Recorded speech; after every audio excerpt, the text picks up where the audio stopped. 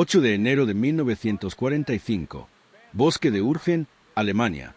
A las 4 de la madrugada y 12, el sargento Thomas Callahan observaba la línea de árboles a través de la niebla gris del amanecer y vio lo que parecían fantasmas moviéndose entre los pinos. Infantería alemana, quizás una compañía, avanzaba en línea de escaramuza por terreno helado hacia las trincheras estadounidenses excavadas en la cresta. Estaban a 200 metros de distancia, moviéndose con cuidado, intentando usar la niebla y la oscuridad como cobertura. La Browning M1919 de Callahan ya estaba cargada, la cinta cargada y lista, pero esta cinta era diferente. Cada quinto cartucho brillaba tenuemente en la caja de munición. Cartuchos incendiarios, diseñados para encenderse al impactar, mezclados con munición estándar en un patrón que convertía cada ráfaga en una ráfaga de fuego. Él mismo había cargado la cinta la noche anterior, contra las normas, contra la doctrina, contra todo lo que decía el manual sobre manejo correcto de la munición. Pero Callahan había presenciado 3 ataques la semana pasada. Había visto la infantería alemana usar la espesa maleza del bosque y la niebla matutina para acercarse al alcance de las granadas antes de que los artilleros estadounidenses pudieran detenerlos. Las balas trazadoras estándar no eran suficientes. Se necesitaba algo que incendiara el suelo del bosque, que creara una barrera de fuego que ningún hombre cruzaría voluntariamente.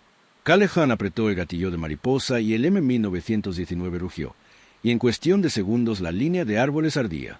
El bosque de Urgen, en enero de 1945, era un lugar donde los hombres aprendieron a odiar los árboles. El bosque se extendía a lo largo de 80 kilómetros cuadrados de empinadas crestas y estrechos valles a lo largo de la frontera germano-belga, una densa maraña de pinos y abetos tan espesa que la luz del sol apenas llegaba al suelo, incluso al mediodía. Los árboles eran viejos, con troncos de 60 centímetros de grosor y ramas que formaban un dosel que convertía el suelo del bosque en un crepúsculo perpetuo. El suelo estaba cubierto de agujas de pino, ramas caídas y una espesa maleza que ralentizaba el movimiento y limitaba la visibilidad a 20 o 30 metros en la mayoría de los lugares. La artillería, capaz de devastar terreno abierto, simplemente estallaba en las copas de los árboles, lanzando metralla y astillas de madera sobre cualquiera que estuviera abajo, pero dejando los árboles en pie. El apoyo de tanques era imposible. El bosque era demasiado denso y el terreno demasiado empinado. El apoyo aéreo era inútil porque los pilotos no podían ver a través del dosel para identificar objetivos. El Urgen era una batalla de infantería, reñida y brutal, donde las batallas se ganaban o se perdían a distancias que se medían en yardas en lugar de millas. Los estadounidenses llevaban combatiendo allí desde septiembre, avanzando lentamente hacia el este, en dirección a las presas del río Roer que controlaban las inundaciones de la región. El progreso se medía en cientos de yardas por semana, a veces por día, y el coste era asombroso. Para enero, el bosque había consumido 3 divisiones estadounidenses, devorándolas en batallas que los historiadores compararían posteriormente con la peor guerra de trincheras de la Primera Guerra Mundial. El sargento Thomas Callahan, de la 4ª División de Infantería, 22º Regimiento de Infantería, había llegado al Urgen a mediados de diciembre como reemplazo, enviado a cubrir las bajas en las secciones de ametralladoras de la división. Tenía 24 años, provenía de un pequeño pueblo de la zona minera de Pensilvania, hijo de un capataz de mina que le había enseñado desde niño que la supervivencia en lugares peligrosos requería una atención constante al detalle y la capacidad de adaptarse a las circunstancias. Callahan se había formado como armero antes de ser asignado a una dotación de ametralladoras, lo que significaba que entendía la Browning M1919 no solo como un arma, sino como un sistema mecánico, resortes, pasadores, presión de gas, cadencia de fuego y disipación de calor, la compleja interacción de las piezas móviles que convertían la energía química en violencia cinética. Había pasado 2 años realizando mantenimiento de armas para otros hombres antes de ser finalmente asignado a un puesto de combate, y esa experiencia moldeó su visión del arma. La mayoría de los artilleros veían el M1919 como una herramienta fiable y familiar, algo que se usaba según la doctrina y el entrenamiento. Callahan lo veía como un sistema que podía modificar, ajustar y optimizar para condiciones específicas.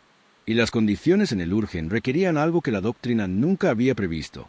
La carga estándar para un M1919 era munición esférica, municiones con camisa metálica completa diseñadas para máxima penetración y alcance, mezclada con munición trazadora a intervalos regulares para que el artillero pudiera observar su fuego y ajustar la puntería. Las trazadoras ardían con la suficiente intensidad como para ser visibles a la luz del día, creando una franja visible que mostraba hacia dónde se dirigían las municiones. Eran útiles para marcar objetivos y ajustar el fuego, pero no estaban diseñadas para encender nada por sí solas.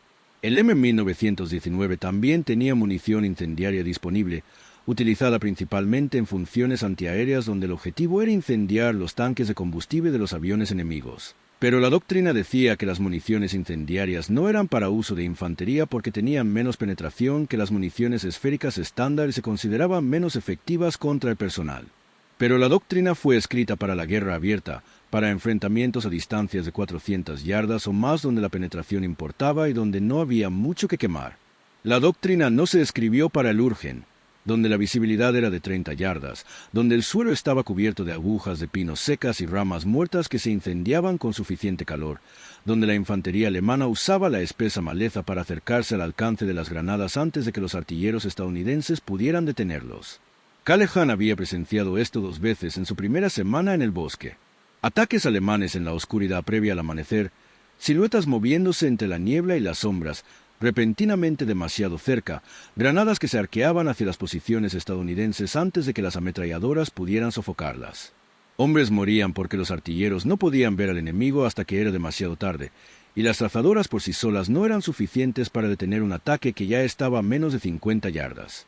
Callahan empezó a pensar en munición incendiaria tras la segunda defensa fallida, después de ayudar a transportar a los heridos de vuelta al puesto de socorro y escucharlos describir cómo los alemanes simplemente habían surgido de la niebla, como el fuego de las ametralladoras no los había detenido porque ya estaban demasiado cerca. El problema, según Callahan, no era la potencia de fuego. La M1919 podía disparar 500 disparos por minuto, más que suficiente para detener cualquier ataque de infantería si se podía ver al enemigo.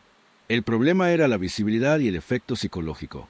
En el bosque, en la niebla, en la oscuridad, no se podía ver a la infantería enemiga hasta que estaba lo suficientemente cerca como para representar una amenaza seria. Las trazadoras ayudaban, pero solo indicaban hacia dónde se dirigían las municiones, no iluminaban el objetivo ni creaban una barrera visual que hiciera dudar a los atacantes. Pero las municiones incendiarias, mezcladas en el cinturón a alta frecuencia, podían lograr ambas cosas. Las municiones incendiarias ardían a más de 1600 grados Celsius al impactar, lo suficientemente calientes como para prender fuego la madera, la tela y la carne. Si cargabas un cinturón con incendiarios cada 3 o 4 disparos en lugar de cada 5 trazadores, y disparabas a una zona cubierta de hojarasca forestal seca, podías crear múltiples incendios pequeños con cada ráfaga. Esos incendios iluminarían el objetivo, facilitando la visión de la infantería atacante. Más importante aún, crearían una barrera psicológica, un muro de llamas que haría dudar a los hombres, que obligaría a los atacantes a elegir entre avanzar a través del fuego o buscar otra ruta. Era una idea simple, elegante en su inmediatez, pero violaba la doctrina de varias maneras. Los incendiarios no estaban autorizados para funciones de combate terrestre. Mezclar tipos de munición en patrones no estándar estaba prohibido sin la autorización del armero. Y usar incendiarios en cantidades que pudieran iniciar incendios forestales estaba explícitamente contra las órdenes vigentes debido al riesgo para las fuerzas amigas. Callahan sopesó estas preocupaciones frente a la realidad de que los hombres de su unidad morían porque la infantería alemana podía adentrarse en el bosque sin ser atacada eficazmente. Decidió que la doctrina estaba equivocada. Pasó una tarde a principios de enero recogiendo munición incendiaria de las unidades antiaéreas, intercambiando cigarrillos y prometiendo favores a los sargentos suplentes, hasta acumular 500 balas de munición incendiaria M2, el mismo proyectil de calibre 50 que el 30-6 del M1919, pero con un compuesto incendiario en la punta que se encendía al impactar. Probó su teoría el 6 de enero, durante un periodo de calma, colocando su M1919 en posición defensiva con vistas a un pequeño claro y disparando una ráfaga de 20 balas al suelo del bosque a 100 yardas de distancia. Había cargado la cinta alternando munición incendiaria y de bala, una por una, el doble de la densidad incendiaria de cualquier patrón autorizado. El arma disparó la ráfaga y Callahan observó con binoculares cómo los impactos se estrellaban contra el suelo cubierto de agujas de pino. Cada proyectil incendiario chisporroteaba al impactar, y en cuestión de segundos se formaron una docena de pequeños fuegos en la maleza, con brillantes llamas anaranjadas que se extendían rápidamente entre las agujas secas y la madera muerta. Los fuegos creaban luz, iluminando el bosque circundante, y también humo, columnas oscuras que se elevaban hacia el dosel. Toda la zona parecía intransitable, hostil, peligrosa. Callahan sintió una fría satisfacción en el pecho. Esto funcionaría. Esto detendría los ataques. Empezó a cargar sus cinturones de combate con el patrón de munición modificado, con proyectiles incendiarios en cada posición, e instruyó a su artillero asistente, el soldado de primera clase Michael Brennan, sobre cómo alimentar los cinturones sin que se enredaran. Brennan tenía 19 años, era de Brooklyn, ágil con las manos y su lealtad a Callahan era incuestionable. Cuando Callahan le explicó lo que harían los proyectiles incendiarios, Brennan asintió lentamente y dijo, «Nos dirán que no podemos hacer esto». Callahan se encogió de hombros. «Probablemente, pero no están aquí a las 400 cuando los alemanes atraviesan la niebla. Nosotros sí, y no voy a morir porque algún mayor de la división haya escrito un manual que no contempla este lugar». Brennan no discutió. Cargaron 6 cinturones, 250 proyectiles cada uno, 1.500 proyectiles en total, la mitad de ellos incendiarios. Guardaron los cinturones en su trinchera envueltos en lonas para mantenerlos secos, y esperaron. El ataque alemán se produjo 2 días después, en la mañana del 8 de enero, tal como Callahan había previsto. Antes del amanecer, envuelto en niebla, un asalto de infantería de una compañía sondeando la línea defensiva estadounidense en busca de puntos débiles. Callahan avistó el movimiento a las 4 de la madrugada y 12, siluetas en la niebla a 200 metros de distancia, avanzando en formación dispersa entre los pinos. No lo dudó. Apretó el gatillo y la M1919 abrió fuego, con el familiar ritmo de martilleo, mientras los casquillos de latón salían disparados en una brillante corriente a su derecha. Pero el efecto a distancia era diferente a todo lo que había creado antes. Cada segundo disparo se incendiaba al impactar, y en la primera ráfaga de 10 disparos se produjeron 5 incendios separados en la trayectoria del avance alemán. Callahan dirigió su fuego de izquierda a derecha, trazando un amplio arco sobre la línea de árboles, y dondequiera que los disparos impactaban, se producían nuevos incendios. Las agujas de pinos secas prendieron al instante, las llamas se extendieron en círculos cada vez más amplios, y la maleza, ramas muertas y helechos secos, se incendió con un rugido crepitante que se oía incluso por encima del sonido de la ametralladora. 15 segundos después del inicio del combate, se extendía una línea de fuego continua que se extendía 50 metros a través de la línea de avance alemana. Las llamas alcanzaban 1 metro de altura en algunos puntos, alimentadas por décadas de hojarasca acumulada en el bosque, y el humo era denso y negro, elevándose hacia los árboles. Callahan podía ver ahora la infantería alemana, iluminada por la luz del fuego, con hombres dudando al borde de las llamas, buscando una forma de atravesarlas. Disparó otra ráfaga, añadiendo más incendiarios a la barrera, extendiendo la línea de fuego hacia la izquierda. Las llamas se propagaban solas, el fuego se alimentaba a sí mismo, avanzando entre la maleza a una velocidad superior a la que un hombre podía caminar. El ataque alemán flaqueó. Callahan pudo verlo en tiempo real. Los hombres se detenían, retrocedían de las llamas, se agrupaban mientras intentaban decidir qué hacer. Los oficiales gritaban. Podía oírlos incluso a esa distancia, voces alzadas que daban órdenes que eran ignoradas o cuestionadas. Los fusileros estadounidenses en las trincheras alrededor de la posición de Callahan abrieron fuego, eliminando objetivos iluminados por la luz del fuego, y los alemanes comenzaron a dispersarse. Primero, individuos, luego parejas, luego escuadrones enteros, dieron media vuelta y se retiraron al bosque, abandonando el ataque, dejando a sus muertos y heridos al lado cercano de la línea de fuego. El combate duró menos de 5 minutos. Al terminar, el bosque entre las posiciones estadounidense y alemana era un páramo humeante, con llamas aún ardiendo en algunos tramos, y la visibilidad mejoró a 100 metros porque el fuego había despejado la maleza. Callahan contó 19 cadáveres alemanes visibles en la zona quemada, hombres que habían quedado demasiado cerca de las llamas o abatidos por el fuego de fusil mientras dudaban. Las bajas estadounidenses fueron 0. Ningún hombre de la línea defensiva resultó herido. El ataque fue detenido en seco incluso antes de que alcanzara el alcance efectivo de las granadas. A las 8, todos los jefes de escuadrón del batallón se habían enterado de la barrera de fuego de Callahan. Al mediodía, el comandante de la compañía, el capitán James Reaway, se encontraba en la trinchera de Callahan exigiéndole una explicación. Reaway era un graduado de West Point, de 30 años, competente y agresivo, el tipo de oficial que lideraba desde el frente y toleraba la iniciativa siempre que diera resultados. Miró el bosque quemado, luego el cinturón de municiones incendiarias que esperaba en el contenedor de municiones de Callahan y luego a Callahan. «Sargento», dijo Reaway, Explíqueme cómo obtuvo munición antiaérea y por qué la está utilizando en combate terrestre sin autorización. Callahan lo miró a los ojos.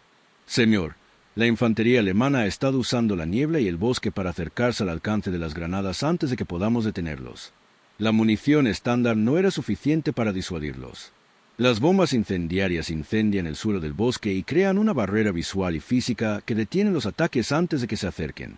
El combate de esta mañana resultó en 0 bajas aliadas y la interrupción total de un asalto enemigo a nivel de compañía. Evalué que la efectividad operativa superó las preocupaciones regulatorias. Fue el discurso más formal que Callahan había pronunciado en toda su carrera militar, y lo pronunció con la rotunda seguridad de quien sabía que tenía razón, incluso si las regulaciones le decían que estaba equivocado. Riegway lo miró fijamente un buen rato. Luego se volvió hacia su radiotelegrafista. Pon a batallón al teléfono. Diles que necesito autorización para distribuir munición incendiaria a todas las secciones ametralladoras de la compañía. Diles que la compañía acaba de detener un ataque alemán sin bajas con una carga de munición no autorizada y quiero que esa capacidad se repita en todo el batallón antes del próximo ataque. El radiotelegrafista parpadeó y empezó a usar la radio. Riegway volvió a mirar a Callahan. Por esto, sargento, recibirá una condecoración o un juicio marcial. Probablemente ambas cosas. Mientras tanto, muestre su carga de munición a los demás artilleros. Quiero que todos los M1919 de esta compañía estén cargados con cinturones incendiarios para el anochecer. Callahan sintió que algo se aflojaba en su pecho, una tensión que no sabía que llevaba. Sí, señor, dijo. Riegway asintió y se alejó, recorriendo la línea para inspeccionar otras posiciones. Brennan, que había permanecido en silencio durante todo el intercambio, dejó escapar un largo suspiro. «Caramba», dijo, «no nos van a juzgar en un consejo de guerra». Callahan negó lentamente con la cabeza. «Todavía no, pero el día no ha terminado». Al anochecer, a otras 5 dotaciones de ametralladoras de la compañía se les había proporcionado munición incendiaria y se les había enseñado a cargar las tintas según el patrón de Callahan. A la mañana siguiente, todo el batallón sabía de la cortina cortafuegos. La respuesta alemana a la nueva táctica fue confusión y miedo. Las comunicaciones de radio interceptadas, traducidas por oficiales de inteligencia y transmitidas a nivel de compañía, describían las posiciones estadounidenses como defendidas por armas de fuego o proyectores de llamas, términos que sugerían que los alemanes creían que se enfrentaban a un nuevo tipo de arma en lugar de una modificación del equipo existente. Un soldado alemán capturado, interrogado el 10 de enero, describió el ataque del 8 en términos que mezclaban la observación táctica con algo cercano al pánico. Dijo que los estadounidenses habían creado un muro que ardía, que el fuego había aparecido instantáneamente en todo el frente, que los hombres que intentaron avanzar a través de él habían muerto por las llamas o abatidos mientras sus siluetas se recortaban contra la luz. Dijo que el comandante de su compañía había ordenado la retirada porque avanzar era imposible, que intentar cruzar la línea de fuego habría resultado en bajas totales sin posibilidad alguna de alcanzar las posiciones estadounidenses. El interrogador señaló que el soldado usó la palabra Feuervorhang, cortina de fuego, para describir la barrera, y que ese término comenzó a aparecer en otros documentos capturados e interceptaciones de radio durante los días siguientes. Los alemanes habían dado nombre a la táctica de Callahan antes incluso de que los estadounidenses presentaran un informe oficial sobre ella. Las implicaciones tácticas de la cortina de fuego se extendían más allá de la simple potencia de fuego defensiva.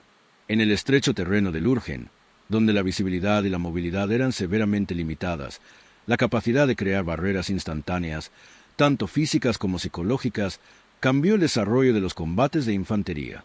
La doctrina alemana para el combate en el bosque enfatizaba la infiltración, pequeños grupos que se movían sigilosamente a través de una densa cobertura para acercarse al alcance del asalto antes de ser detectados. Esto funcionaba cuando los defensores debían depender del contacto visual para atacar a los objetivos, cuando las ametralladoras no podían disparar eficazmente hasta que el enemigo ya estaba cerca. Pero los cinturones incendiarios cambiaron esa ecuación. Ahora, un defensor podía disparar a ciegas sobre posibles rutas de aproximación, incendiar el suelo del bosque y obligar a la infantería atacante a rebelarse eludiendo el fuego o a detener por completo su avance.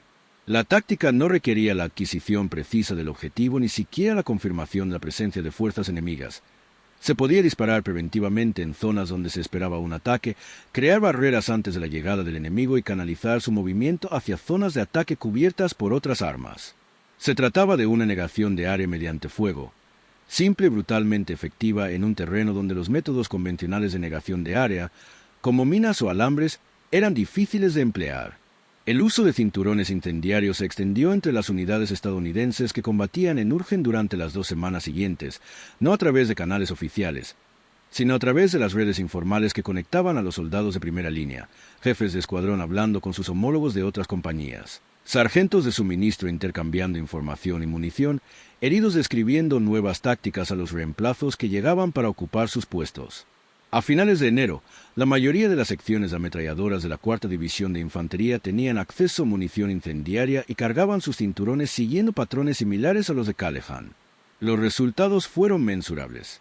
Los ataques alemanes, que previamente habían logrado la sorpresa táctica e infligido bajas significativas antes de ser detenidos, ahora se dispersaban antes de alcanzar las líneas estadounidenses, interrumpidos por las barreras de fuego y el impacto psicológico de avanzar entre las llamas. Las posiciones defensivas estadounidenses, que habían sido invadidas en batallas anteriores, ahora resistían ataques mayores con menos bajas. Los informes nocturnos de bajas, desalentadores recuentos de muertos y heridos que todos los comandantes de compañía leían con pavor exhausto, comenzaron a mostrar mejoría. Menos hombres muertos en incursiones al amanecer, menos posiciones perdidas por infiltración, menos heridos trasladados de vuelta a los puestos de socorro con fragmentos de granada y heridas de bayonetas sufridas en combate cuerpo a cuerpo. La diferencia no fue tan drástica como para cambiar los resultados estratégicos, pero sí suficiente para mantener con vida a más hombres, y en el Urgen eso era lo más cerca de la victoria que la mayoría de los soldados se atrevían a esperar.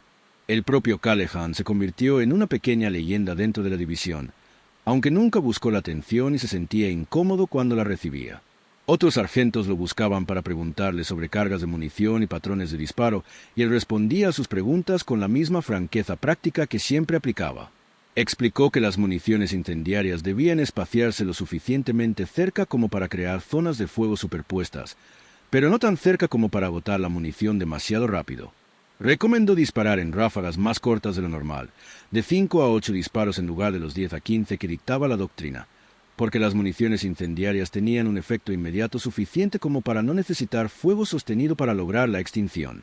Advirtió sobre la dirección del viento y el riesgo de crear incendios que se propagaran hacia posiciones aliadas, y describió cómo utilizar cortafuegos naturales como arroyos o terreno rocoso para controlar la propagación de las llamas. Habló de estos temas con calma y técnica, como si estuviera hablando de mantenimiento de motores en lugar de las tácticas que habían matado a docenas de soldados enemigos y salvado la vida de hombres de su unidad. Ese tranquilo desapego era parte de lo que hacía que otros soldados confiaran en él. No era jactancioso ni orgulloso, simplemente estaba tranquilamente seguro de haber encontrado algo que funcionaba y dispuesto a compartirlo con cualquiera que lo pidiera. El estamento militar oficial tardó más en reconocer lo que estaba sucediendo. El primer informe formal sobre el uso de munición incendiaria en combate terrestre no se presentó hasta el 18 de enero, 10 días después del primer enfrentamiento de Callaghan, y pasó por múltiples niveles de revisión antes de que alguien en el cuartel general de la división o del cuerpo le prestara atención seria. Cuando se la prestaron, la respuesta fue burocrática y cautelosa. Se plantearon preguntas sobre las tasas de gasto en munición, sobre el riesgo de incendios forestales descontrolados y sobre si el uso de munición incendiaria contra el personal violaba el derecho internacional. Se realizó una breve investigación. Se celebraron entrevistas y, finalmente, se distribuyó un memorando que declaraba que, si bien el uso de munición incendiaria en combate terrestre no se ajustaba a la doctrina establecida, parecía ser tácticamente eficaz en condiciones de terreno específicas y sería tolerado la espera de una evaluación adicional. Era el tipo de evasiva burocrática que permitía a las unidades de primera línea continuar con sus actividades habituales, a la vez que proporcionaba a los oficiales del Estado Mayor del cuartel general suficiente cobertura para eludir responsabilidades si algo salía mal. Callaghan nunca vio el memorándum y no le habría importado si lo hubiera visto. Le importaba mantener a su tripulación con vida y detener los ataques alemanes, y los cinturones incendiarios cumplían ambas funciones. El impacto psicológico en las fuerzas alemanas al enfrentarse a la táctica de la cortina de fuego fue significativo y visible en su comportamiento.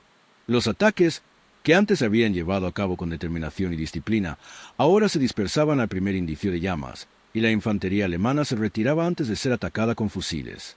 Los prisioneros describieron un miedo generalizado a las armas de fuego estadounidenses, la creencia de que avanzar entre las llamas era una muerte segura.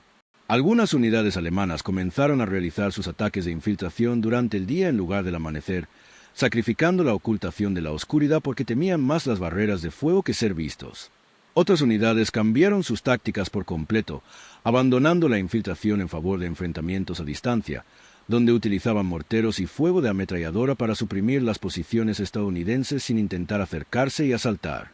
Estos ajustes tácticos redujeron la eficacia ofensiva alemana en todo el sector, no porque la cortina de fuego causara grandes bajas por sí sola.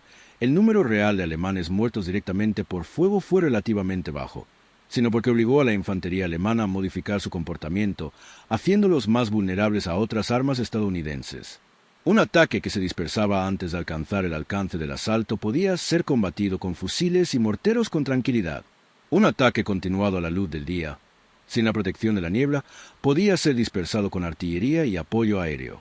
La cortina de fuego no ganaba batallas por sí sola, pero creaba condiciones para usar otras armas con mayor eficacia, y en la guerra de infantería, esa multiplicación de fuerza solía ser la diferencia entre el éxito y el fracaso.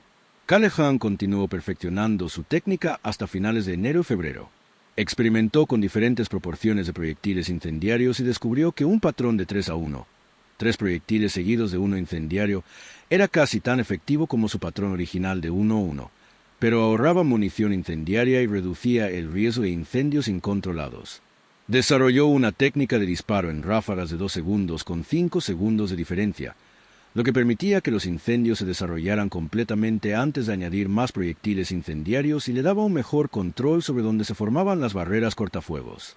Aprendió a interpretar el terreno e identificar áreas donde la hojarasca acumulada era lo suficientemente espesa como para sostener el fuego y áreas donde el suelo rocoso o la escasa maleza impedían que las llamas se propagaran eficazmente. Compartió todo este conocimiento libremente con otros artilleros, tratándolo no como una experiencia personal, sino como un bien común que pertenecía a cualquiera que lo necesitara. Esta generosidad de conocimiento era típica de cómo se movía la información entre los soldados de primera línea. Las tácticas que funcionaban se compartían de inmediato y sin egoísmo, porque todos comprendían que el hombre al que enseñabas hoy podía ser el hombre que te salvara la vida mañana. La campaña en el bosque de Urgen finalizó a mediados de febrero de 1945, cuando las fuerzas estadounidenses finalmente alcanzaron las presas del río Roer y la lucha se trasladó a otros sectores. Para entonces, el bosque había causado más de 30.000 bajas estadounidenses, convirtiéndola en una de las batallas más sangrientas de todo el teatro de operaciones europeo. La 4ª División de Infantería, que había entrado en el bosque en noviembre, estaba tan mermada en febrero que tuvo que ser retirada de la línea y reconstruida con refuerzos. Callaghan sobrevivió al bosque, aunque muchos hombres de su compañía no. Fue recomendado para la Estrella de Bronce por sus acciones el 8 de enero, aunque la recomendación se redujo a una condecoración y nunca recibió una condecoración formal. La razón oficial aducida fue que sus acciones, si bien efectivas, habían implicado la violación de las normas de manejo de municiones y no podían ser recompensadas sin que pareciera que respaldaban modificaciones no autorizadas de la doctrina. Fue una decisión que reflejó la tensión entre el control institucional y la eficacia en el combate, entre la necesidad de estandarización y la realidad de que los soldados en combate deben adaptarse o morir. Callaghan aceptó la decisión sin quejarse. No había desarrollado la táctica de la cortina de fuego por reconocimiento o recompensa. La había desarrollado porque morían hombres y él tenía el conocimiento y la posición para hacer algo al respecto. La ametralladora Browning M1919, con sus cargas de munición incendiaria, no se convirtió en doctrina estándar como lo hicieron algunas innovaciones de campo. Tras la guerra, cuando se revisaron y formalizaron las tácticas y el equipo, el uso de munición incendiaria en combate terrestre se incluyó en los manuales de entrenamiento como una medida de campo adecuada para condiciones de terreno específicas, pero no se incorporó a los procedimientos operativos estándar. Esto se debió en parte a razones prácticas. La munición incendiaria era más cara que la munición de bala y menos efectiva en terreno abierto, donde no había nada que incendiar. En parte, a razones institucionales. Aceptar la cortina de fuego como doctrina estándar requeriría reconocer que la doctrina establecida había sido inadecuada, que un sargento sin entrenamiento táctico formal había identificado un problema y lo había resuelto de una manera que los oficiales de Estado Mayor no habían previsto. Las instituciones militares suelen ser reacias a reconocer tales cosas, prefiriendo tratar las innovaciones de campo como casos excepcionales en lugar de como evidencia de que la doctrina en sí necesita una revisión. Pero entre los soldados que habían luchado en el Urgen, el recuerdo de la cortina de fuego persistía. Los veteranos del bosque contarían a sus estudiantes y subordinados en años posteriores sobre el sargento que convirtió una ametralladora en una pared de llamas, sobre la táctica que detuvo en seco los ataques alemanes, sobre la simple idea que salvó vidas al reconocer que a veces la mejor arma no es la que mata a la mayor cantidad de soldados enemigos, sino la que hace que no quieran avanzar. El propio Callahan dejó el ejército en 1946 y regresó a Pensilvania, donde trabajó como mecánico y posteriormente abrió un pequeño taller mecánico. Se casó, crió a 3 hijos y llevó una vida tranquila, sin rastros evidentes de su experiencia en la guerra. Rara vez hablaba de la guerra, y cuando lo hacía en términos prácticos, condiciones, equipo, decisiones tomadas bajo presión, en lugar de narraciones emotivas o heroicas. Sus hijos sabían que había sido ametrallador, que había luchado en Alemania, pero desconocían la cortina cortafuegos ni aquella mañana de enero en la que cambió la forma de combatir de su unidad. Ese conocimiento existía principalmente entre los hombres que habían servido con él, veteranos que ocasionalmente se comunicaban con ellos a través de organizaciones o reuniones de veteranos para compartir recuerdos del Urgen y del sargento cuya innovación los había mantenido con vida. Callahan siempre respondía a estos contactos con discreta cortesía, pero nunca se promocionó a sí mismo ni a sus acciones. Parecía ver la cortina cortafuegos no como un logro personal, sino como una respuesta lógica a un problema específico, algo que cualquier soldado competente habría hecho en las mismas circunstancias y con los mismos conocimientos. Esta modestia era al mismo tiempo admirable y, a su manera, trágica. Significó que su contribución a la innovación táctica nunca fue documentada ni reconocida adecuadamente, que su nombre no aparece en las historias oficiales de la campaña de Urgen, que la cortina de fuego se recuerda, si es que se recuerda, como un recurso de campaña anónimo en lugar de como la creación de un hombre específico que vio un problema y lo solucionó. La lección más amplia de la cortina de fuego va más allá de su efectividad táctica o su lugar en la historia militar. Habla de la brecha entre la doctrina y la realidad, entre lo que las instituciones esperan que funcione y lo que realmente funciona cuando la teoría se funde con la práctica en condiciones de estrés y peligro extremos. La doctrina militar es necesaria. Proporciona una base de conocimiento y procedimientos compartidos que permite a las grandes organizaciones funcionar con coherencia. Pero la doctrina también es inherentemente conservadora, basada en lecciones de conflictos anteriores que podrían no aplicarse a las condiciones actuales. Los soldados que luchan al límite de la doctrina, en terrenos y circunstancias que los redactores del manual nunca anticiparon, deben estar dispuestos a adaptarse, a experimentar, a romper las reglas cuando romperlas es el único camino a la supervivencia. La disposición de Callahan a violar las regulaciones de municiones, a usar el equipo de formas no previstas, a priorizar la efectividad operativa sobre el cumplimiento institucional. Estos no fueron actos de rebelión, sino actos de responsabilidad. Vio morir a hombres porque la doctrina era inadecuada y tuvo el conocimiento y la valentía para hacer algo al respecto. Ese tipo de pensamiento adaptativo, esa disposición a confiar en el propio juicio por encima de las órdenes escritas cuando las circunstancias lo exigen, es poco común y valioso. No se puede enseñar mediante manuales de entrenamiento ni cursos para oficiales. Surge del carácter, de la experiencia, de la claridad moral que surge al comprender que tus decisiones determinarán si los hombres a tu lado viven o mueren. La cortina de fuego también demuestra cómo la ventaja tecnológica en la guerra a menudo proviene no de nuevas armas revolucionarias, sino del uso creativo de equipo existente. La Browning M1919 no era un arma nueva en 1945. Llevaba 26 años en servicio desde 1919 y su diseño básico era incluso más antiguo. La munición incendiaria tampoco era nueva. Se había utilizado en funciones antiaéreas desde la década de 1930. Lo novedoso fue la combinación, el reconocimiento de que estos dos elementos existentes podían combinarse de una manera que creaba un efecto que nadie había anticipado. Este patrón, innovación mediante la recombinación en lugar de invención, aparece repetidamente en la historia militar, en general, en la resolución de problemas humanos. Las soluciones a problemas complejos a menudo ya existen en forma de herramientas o técnicas independientes. Lo que se necesita es alguien con el conocimiento y la imaginación para reconocer cómo esas piezas pueden combinarse de nuevas maneras. Callahan poseía ese conocimiento gracias a su experiencia como armero y poseía la imaginación necesaria para superar las restricciones doctrinales que establecían que la munición incendiaria era solo para uso antiaéreo. Esa combinación de conocimiento técnico y pensamiento creativo, basada en la experiencia práctica de lo que realmente requería el campo de batalla, fue lo que permitió la innovación. En definitiva, la historia de la cortina de fuego es una historia de adaptación, de ingenio humano bajo presión, de la disposición a desafiar las formas establecidas de hacer las cosas cuando las circunstancias lo exigen. Trata de un sargento en un bosque helado que reconoció que las tácticas y el equipo que le habían proporcionado no eran adecuados para la amenaza que enfrentaba y que tuvo el conocimiento y la valentía para hacer algo al respecto. Trata de los hombres que usaron su innovación para sobrevivir a combates que de otro modo podrían haber perdido y de la resistencia institucional que impidió que esa innovación fuera debidamente reconocida o recompensada. Y trata de la persistente tensión en las organizaciones militares entre la necesidad de estandarización y la necesidad de adaptación, entre seguir la doctrina y confiar en el juicio de los hombres que realmente luchan. Esa tensión nunca puede resolverse por completo. Tanto la estandarización como la adaptación son necesarias y existen en un conflicto inevitable entre sí. Pero la historia de Thomas Callahan y la cortina de fuego nos recuerda que cuando esa tensión debe resolverse en un momento específico, cuando la elección es entre seguir el manual y mantener a los hombres con vida, los hombres que eligen la eficacia por sobrecumplimiento merecen ser recordados no como rompedores de reglas, sino exactamente como el tipo de soldados que deberíamos esperar tener cuando la doctrina demuestra ser inadecuada y la supervivencia requiere pensar más allá de lo que ha sido autorizado o aprobado. Suscríbete para más historias como esta.